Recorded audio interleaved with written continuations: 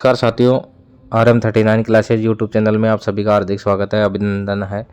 तो साथियों, इस वीडियो में हम बात करेंगे कि अभी जो सीईटी का रिजल्ट आया है ग्रेजुएशन लेवल का, तो जो रिजल्ट है उसमें लगभग 70% से अधिक रिजल्ट रहा है। तो इस कारण से जो राजस्थान कर्मचारी चयन बोर्ड है उसने 2025 की जो सीईटी होगी उसमें फेरबदल करने का विचार कर लिया है। तो क्या क्या बदलाव हो सकते हैं इसके अंदर, इस वीडियो में हम बताएंगे आपको।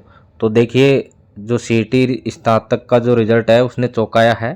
तो 8.78 लाख को पात्रता इसमें मिली है। तो मिलने से सीईटी का जो उद्देश्य है वही खत्म हो गया है कर्मचारी चयन बोर्ड की नज़र में। तो सीईटी के पात्रता नियमों में फिर बदलाव की इसमें कवायद हो सकती है और रीट की तर्ज पर नेगेटिव मार्किंग लागू करने पर भी इसमें विचार चल रहा है। तो देखिए, राज्य सरकार ने पेपर लीक जैसे मामले को रोकने के लिए और मॉनिटरिंग आसान करने के लिए इसमें समान पात्रता परीक्षा सीईटी का प्रावधान जो लागू किया था।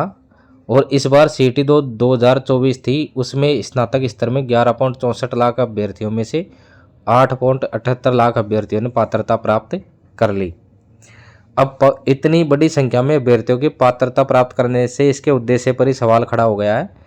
तो और राजस्थान कर्मचारी चयन बोर्ड ने तो सोचा भी नहीं था कि इतनी बड़ी संख्या में अभ्यर्थियों को पात्रता मिल जाएगी। अब सीईटी सीनियर सेकेंडरी का जो रिजल्ट आएगा उसके बाद में स्थिति इसी तरह की स्थिति रहने के आसार हैं। तो इसको देखते हुए एक बार फिर से सीईटी की जो पात्रता नियम में बदलाव की कवायद है वो प्रारंभ हो गई है। इसमें जो जो बदलाव हो सकते हैं उसमें एक तो पहला है कि इसमें नेगेटिव मार्किंग है वो लागू हो सकती है। दूसरा, रेट की तर्ज पर 60% अंक प्राप्त करने पर पात्रता देने सहित कई विकल्पों पर विचार किया जा रहा है। तो बोर्ड का ये भी मानना है कि नियमों में शिथिलता देने से इतनी बड़ी संख्या में अभ्यर्थियों को पात्रता मिल गई और इससे सीईटी के आयोजन का मकसद पूरा नहीं होता दिख रहा। इस कारण नियमों में बदलाव की ज़रूरत है और बोर्ड ने इसको लेकर के कार्मिक विभाग को भी सुझाव भेजे हैं ताकि पात्रता प्राप्त करने वाले अभ्यर्थियों की संख्या कम रहे।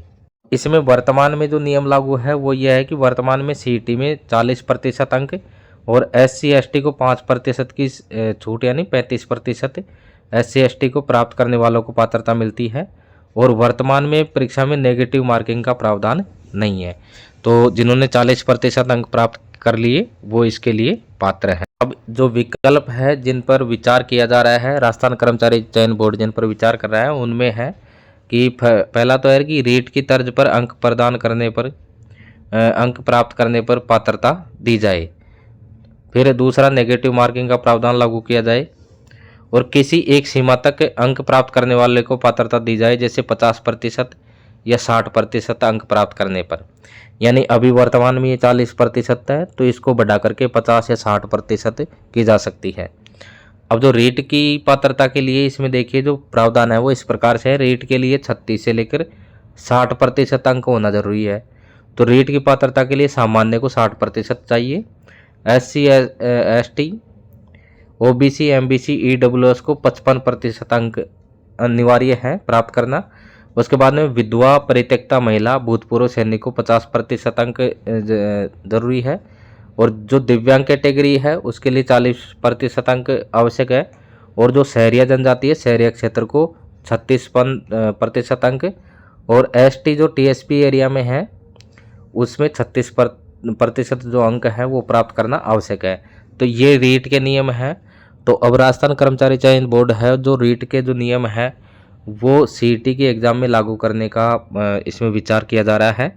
तो ये जो नियम है सीईटी 2025 में लागू किए जा सकते हैं। अब इसमें देखिए कि जो राजस्थान कर्मचारी चयन बोर्ड के अध्यक्ष हैं आलोक राज, तो उन्होंने सीईटी की परीक्षा में इतनी बड़ी संख्या में अभ्यर्थियों की पात्रता प्राप्त करने से इसका मकसद पूरा नहीं होगा, इसलिए हमने कार्मिक विभाग से पात्रता के नियमों में बदलाव की रिक्वेस्ट की है और इसमें रीट की तर्ज पर पात्रता देने, नेगेटिव मार्किंग लागू करने सहित कई विकल्पों पर विचार करने के लिए कहा है।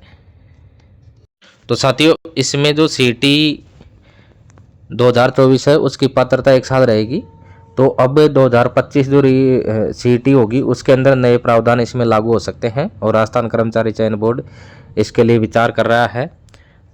अब ये तो था राजस्थान कर्मचारी चयन बोर्ड का ओपिनियन। देखिए दूसरी अपडेट है कि CET जो ग्रेजुएशन की एग्ज़ाम की मशक्क़त में बेरोजगारी के 6 माह है वो ख़राब हो गए। अब जो बेरोजगार हैं वो तैयारी कर रहे हैं, लेकिन उनको जो किसी विभाग में यदि वो नौकरी करना चाहते हैं तो सबसे पहले उनको CET पास करना आवश्यक होगा। तो अभी जो 2024 की हम बात करें तो 2024 में 6 महीने तो उनके इसमें ख़राब हो गए CET के चक्कर में। अब इसमें 75% जो अभ्यर्थी है वो पात्र हो गए, और इसके बाद में अब जब इतने 75% अभ्यर्थी इसमें पात्र हो गए, उसके बाद में जो राजस्थान कर्मचारी चयन बोर्ड है उसने वो चौंक गया कि इतने संख्या में कैसे पात्र हो गए। तो अब बदलाव की तैयारियां हो चुकी है शुरू। अब इसमें देखिए राजस्थान कर्मचारी चयन बोर्ड की ओर से जो CET स्नातक स्तर है 12 पदों की विभिन्न विभागों में 12 विभागों की भर्ती के लिए जो स्क्रीनिंग परीक्षा थी राजस्थान पात्रता परीक्षा CET 2024 में ग्रेजुएशन लेवल महज एक टाइम पास साबित हो गई, और नई सरकार के 14 माह के कार्यकाल में बेरोजगारों के 6 माह की अवधि पात्रता हासिल करने में बीत गए। और इसमें नए बदलावों को समाहित करने के बाद रिजल्ट जारी होने के बाद करीब 75% से अधिक अभ्यर्थी इसमें पात्र हो गए। 11.64 लाख में से रिकॉर्ड 8.78 लाख इसमें पात्रता प्राप्त कर चुके हैं, और ये ऐसे में आगामी भर्तियों में कंपटीशन की स्थिति भी यथावत रह गई है। अब इसमें पूरी की पूरी जो चीज़ें हैं वो क्लियर है कि जब अभ्यर्थियों ने तैयारी करने के बाद में उन्होंने एग्ज़ाम दी, नेगेटिव मार्किंग नहीं होने की वजह से उनके, और 40% की अनिवार्यता होने की वजह से 75% जो अभ्यर्थी थे वो पात्र हो गए। अब इसको लेकर के जो राजस्थान कर्मचारी चयन बोर्ड है वो भी सख्ते में आ गया है कि इतनी बड़ी संख्या में पात्रता यदि इनको मिल गई तो इसका कोई मकसद नहीं रह गया है। अब राजस्थान कर्मचारी चयन बोर्ड और सरकार की तरफ से जो है वो तो ये है कि एक टाइम पास हो गई है, इसमें कोई औचित्य नहीं निकल रहा, जबकि जो अभ्यर्थी हैं वो CET की तैयारी कर रहे हैं। तो सरकार का मकसद है कम से कम पात्र हों, और अभ्यर्थियों का जो टारगेट है कि अधिक से अधिक हम पात्रता प्राप्त करें। तो जो पात्रता प्राप्त करी है वो अभी, तो उसमें आगामी जो CET 2025 होगी उसमें जो नए प्रावधान होने के पूरे चांस इसमें बन रहे हैं, विचार चल रहा है। अब इसमें जो रिजल्ट में सबसे बड़ा रोल रहा था, नेगेटिव मार्किंग को हटा दिया गया था, इसके साथ ही कट ऑफ प्रतिशत यानी न्यूनतम 40% रखी गई, और इन मापदंडों में बदलाव से अभ्यर्थियों के लिए एग्ज़ाम की राह है वो काफ़ी आसान हो गई, और एग्ज़ाम के रिजल्ट में लगातार सीरियल से ही अभ्यर्थी उत्तीर्ण हो गए, और रिजल्ट में 1000 से अधिक पेज की PDF जारी करनी पड़ी, और पहली बार एग्ज़ाम में लगातार सीरियल से ढेरों अभ्यर्थी इसमें उत्तीर्ण हुए हैं। तो बहुत ज़्यादा इसमें हो गए हैं, तो चौंक गया है राजस्थान कर्मचारी चयन बोर्ड भी। अब 6 महीने बिगड़ गए लेकिन फिर भी राजस्थान कर्मचारी चयन बोर्ड इससे संतुष्ट नहीं है।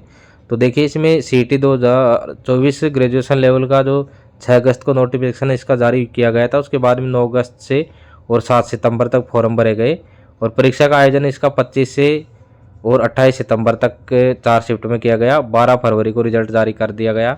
ऐसे में CET ग्रेजुएशन लेवल के एग्ज़ाम की प्रक्रिया में 6 माह की अवधि बीत गई, और उसके बाद में ये अभ्यर्थी जो अब कोई वैकेंसी आएगी उसमें अप्लाई कर सकते हैं, जो 12 विभागों की भर्तियां हैं उसमें। तो ये अपडेट है साथियों, क्योंकि आगामी जो CET 2025 होगी उसमें कई सारे नियम बदल जाएंगे। तो जो CET की तैयारी करने वाले अभ्यर्थी हैं, जो क्योंकि इसका जो 2024 की वैधता है वो एक साल रहेगी, तो इस कारण से 2025 में उनको दोबारा से CET का आयोजन होगा।